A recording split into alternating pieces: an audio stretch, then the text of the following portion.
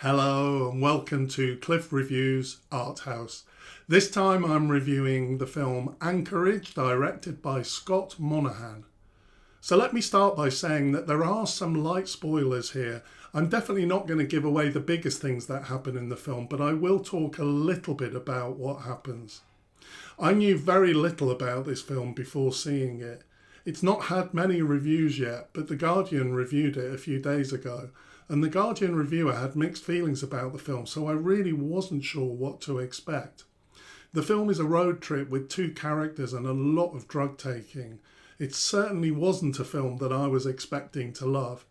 As soon as I started watching this film, however, I was immediately engaged. By the end of the film, I actually said, wow, to myself, this is a really impressive film. These are not well-known filmmakers. The director and writer are the two main characters in the film. It was shot in 5 days and the total cost was only $54,000. I'm so impressed with this film. In many ways, it's so simple, but it's brilliant. It's so inspiring to see people making work that feels fresh and super creative with limited resources. I recently reviewed Babylon, which had a reported $100 million budget. Babylon was such a flawed film for me, and I'm sure that part of it was that it's weighed down by this massive budget. When you work with a tiny budget for a feature film, as with Anchorage, I think this gives a freedom to be really creative and innovative. Of course, it also needs talent to make this work, and I felt that this film is just oozing with talent in the way it's shot, in the acting and in the writing. The setup for the film is so simple. Two brothers, Jacob and John, have stolen a stash of pills hidden inside teddy bears in the back of their car, and they decide to drive to Alaska where they think that they might be able to get a much higher price than they could get in somewhere like LA. Much of the film is set in the car, so it's very close and compact. There's hardly anyone else in the film. We see only 3 other people and they have very limited roles. Although they're driving across stunning scenery in the desert, the America that they're driving through is a corpse. A post-capitalism apocalypse, derelict housing estates and abandoned factories. On the car radio we hear a sermon where the preacher is saying that life is a race and there can only be one winner, but that we all start from the same place. This is the American dream. But the truth is that it's absolutely not available to Jacob and John. They're under the delusion that they can become millionaires, that it's their turn. At some level, Jacob foretells the fact that they're not going to make it at the beginning when he questions whether the old car that they have is capable of actually getting them to Alaska. The 80 minutes is the gradual unravelling of their dream. By its nature, it's a slow burner, and it's mainly the two of them talking together.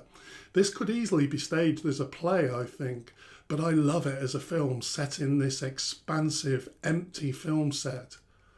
There's something very clever about the inclusion of various joyful brotherly moments that cut in during this decline. In some ways, this helps to maintain the delusion. These scenes are so critical to the success of this film, I think. Playing out the scenario of what they would say at each other's funerals, pretending that they're playing in a big baseball match, rapping together, and more. These are drug addict criminals, but the simple pleasures that they enjoy together contradict this stereotypical addict image. They're going off the rails, way off, but underneath we're always reminded that they're human beings. Now, there's a montage in this film. I recently reviewed the Quentin Dupieux film Incredible But True, and I was pretty critical of his use of montage. I even suggested it's a cheap device. This film has a montage in it to a rousing rendition of America the Beautiful. At first it feels really on the nose because we already have the image of crumbling post-capital America where the film is set. I did wonder if this was just too obvious, but actually I think that this really works. It's a rousing and moving version of America the Beautiful.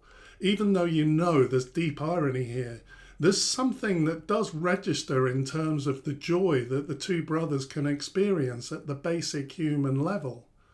The dollops of sentiment in the way that this montage is put together kind of seduced me. It makes you root for them in trying to achieve their dream. I think it's really clever, this on-the-nose irony, but subverting it by actually emotionally touching you. Of course, this emotion goes nowhere good, but it does allow you to have loads of compassion for these two idealists trapped in their delusion. The cinematography is amazing. It's shot in quite an uncomfortable way, close handheld shots, long takes where the camera swings between characters rather than cuts. There's always a sense of discomfort in this film, which is why these joyful moments are so well done, because you're left with such conflicting emotions. Another thing that's really clever is how the film creates a high level of drama out of very simple situations. For large portions of this film, very little happens, and it's just the two of them talking. But the camera movement and angles give the film a sense of motion and drama beyond what we're actually seeing. The music is amazing, glitchy and scratchy strings, and this also adds to the sense of unease and impending doom. At first I did wonder if the acting between the two guys didn't feel very natural. However, as the film develops, this completely disappeared. I think the acting is brilliant.